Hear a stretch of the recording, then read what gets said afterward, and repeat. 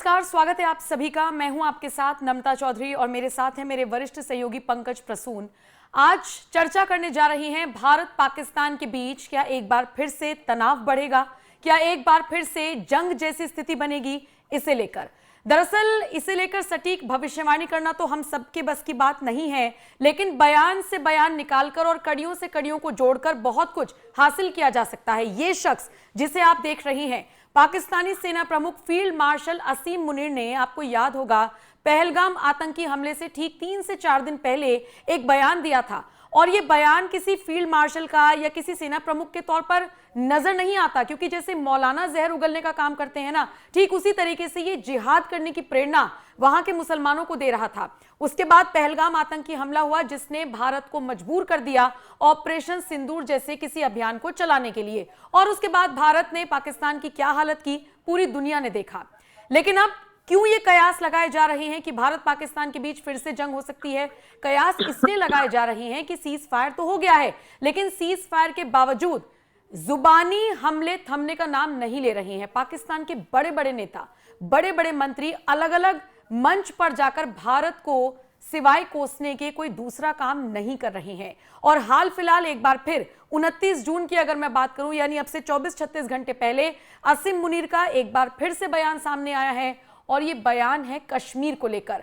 पंकज जी, सबसे पहले बता दीजिए, असीम मुनीर ने कश्मीर को लेकर क्या बयान दिया, और फिर क्या उसे हम ऐसे मानकर चलें कि वो एक बार फिर से भारत को गीदड़ भपकी देने की कोशिश कर रहा है? कोशिश नहीं कर रहा है। भारत पाकिस्तान जंग तो होना ही है, और मैं बिल्कुल दावे के साथ ये कह सकता हूं कि ये होकर रहेगा, क्योंकि जब जब असीम मुनीर बोला है उसके बाद देखिएगा जंग जैसे हालात हुए या जंग हुआ है। जब पहलगाम हुआ था उससे पहले असीम मुनीर ने कहा था कि कश्मीर हमारा जगलर वेन है, और फिर से परसों कराची में नेवल कैडेट्स के पासिंग आउट परेड में एक बार फिर से असीम मुनीर ने भारत के खिलाफ जहर उगला है, और यह कहा है कि जो भारत है उसके बार बार उकसावे के बावजूद हमने रिस्ट्रेन किया, इस इलाके में स्टेबिलिटी हमारी वजह से है। और वो नए कैडेट्स को बता रहा था कि भारत और हिंदू से जंग लड़ना ही उनके जीवन का मकसद है। ठीक है, मुझे लगता है पंकज जी, आर्मी जो फील्ड मार्शल है, आर्मी चीफ अब छोड़ दीजिए, जो फील्ड मार्शल वो कह रहा है कि हिंदुओं से जंग ही आपका आखिरी मकसद है, तो फिर कैसे नहीं होगी। ठीक है, चर्चा को आगे बढ़ाएंगे। मुझे लगता है पहले सुनवा देते हैं असीम मुनीर ने क्या कुछ कहा है। Troubling absence of strategic foresight has twice undertaken acts of unprovoked aggression against Pakistan. On both occasions, their recklessness was met with Pakistan's resolute response, which not only preserved national honor, but also averted a dangerous broader regional escalation. Pakistan, despite grave provocations, acted with restraint and maturity, and demonstrated its commitment to regional peace and stability, which has led to Pakistan's role as net regional stabilizer. However, the assumption that Pakistan would have any constraints in the face of any future violation of its sovereignty reflects a dangerous misleading of strategic fundamentals. As we steadily but surely build our comprehensive national power, any enemy acting on perceived vulnerability of Pakistan under the illusion of strategic impunity or miscalculation would get an assured, swift, and a very befitting response. The onus of ensuing escalation, one that may ultimately bear catastrophic consequences for the entire region, will squarely lie with the aggressor. Pakistan will protect its sovereignty and core national interest decisively and without hesitation. Pankaj ji, पिछले काफी वक्त से खबरें आ रही थी कि पाकिस्तान की आवाम में इस असीम मुनीर को लेकर खासी नाराजगी है। ये अपने आंतरिक द्वेष को छुपाने का एक जरिया था, या वाकई में ये लोग कुछ और प्लानिंग कर रहे हैं?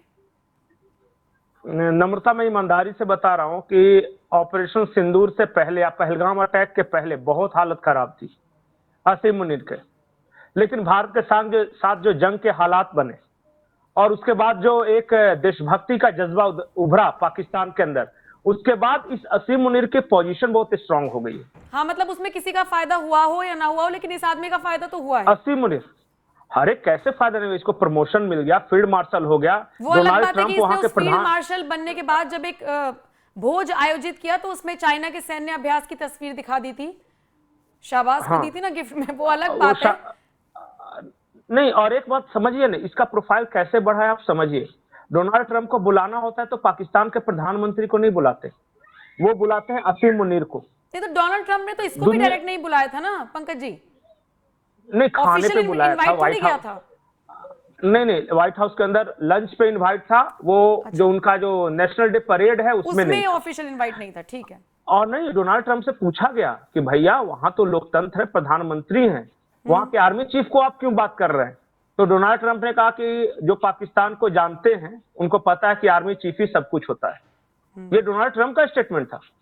तो प्रोफाइल तो इसका बढ़ा है। ठीक है। और जब तक भारत के खिलाफ ये नफरत की भावना रहेगी, जब तक वहां के लोग वतन परस्ती के नाम पे हिलोरे मारते रहेंगे, तब तक असीम मुनीर जैसा शख्स वहां का सबसे ताकतवर बना रहेगा। कोई पॉलिटिशियन की कोई औकात नहीं।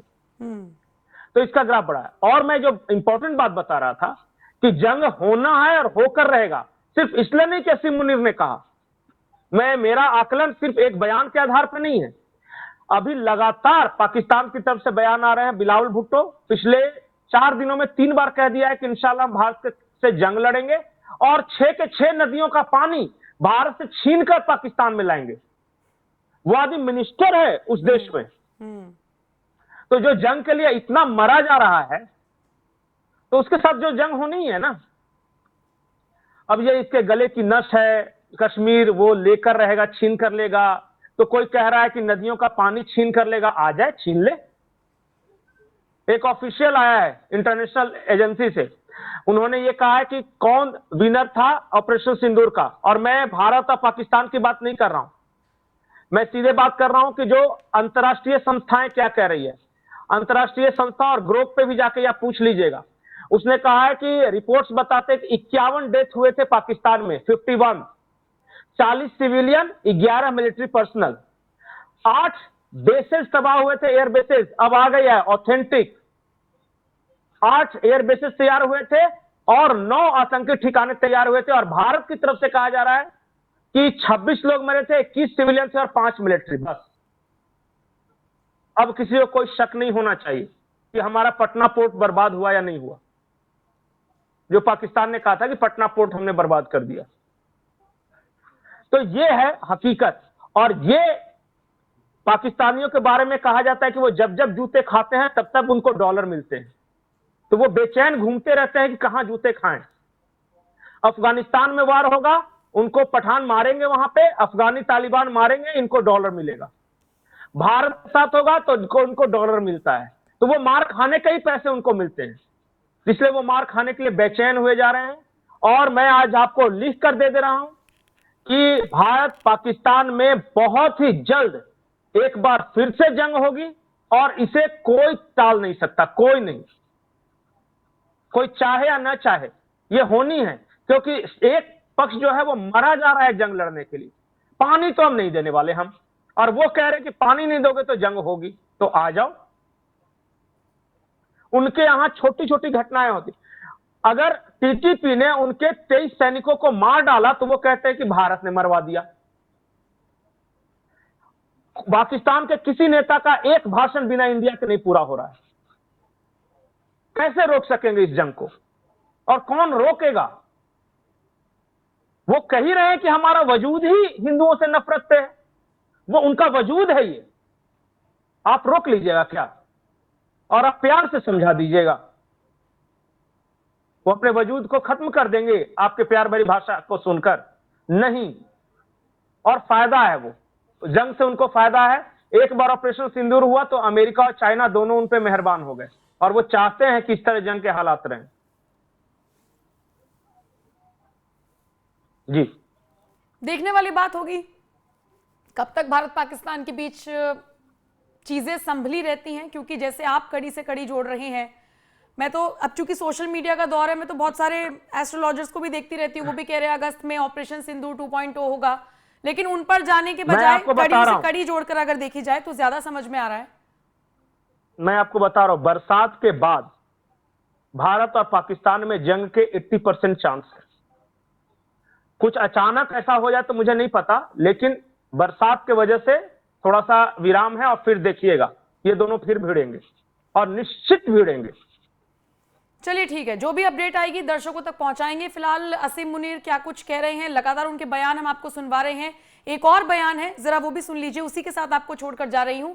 बाकी आप इस खबर को लेकर क्या राय रखते हैं, आप अपनी राय हमें जरूर दीजिएगा। नमस्कार।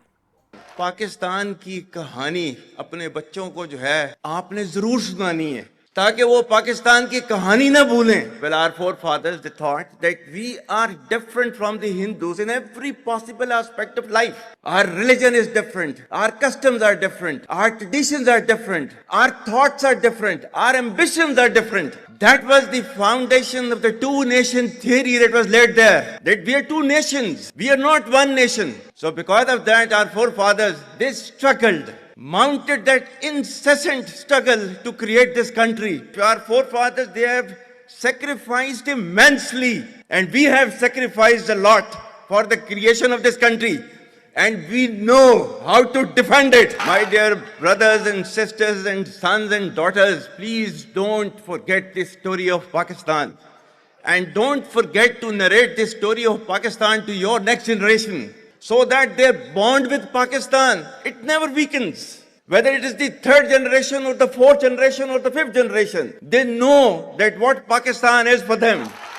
आज तक इंसानियत की तारीख में सिर्फ 2 रियासतें हैं जो कलमे की बुनियाद पर बनी हैं। पहली जो थी उसका नाम है रियासत तैयबा, क्योंकि तैयबा जो है वो नबी करीम सल्लल्लाहु अलैहि वसल्लम ने उसको नाम दिया था, और जबकि कुरान में उसका नाम है यसरब, या अहले यसरिबा ला मुकाम लकुम फरजिउ, ये कुरान में नाम है उसका, जो आज जिसको मदीना अल मुनव्वरा कहा जाता है। और दूसरी रियासत जो है वो उसके 1300 साल के बाद अल्लाह ताला ने ये आपकी बनाई है। कलमे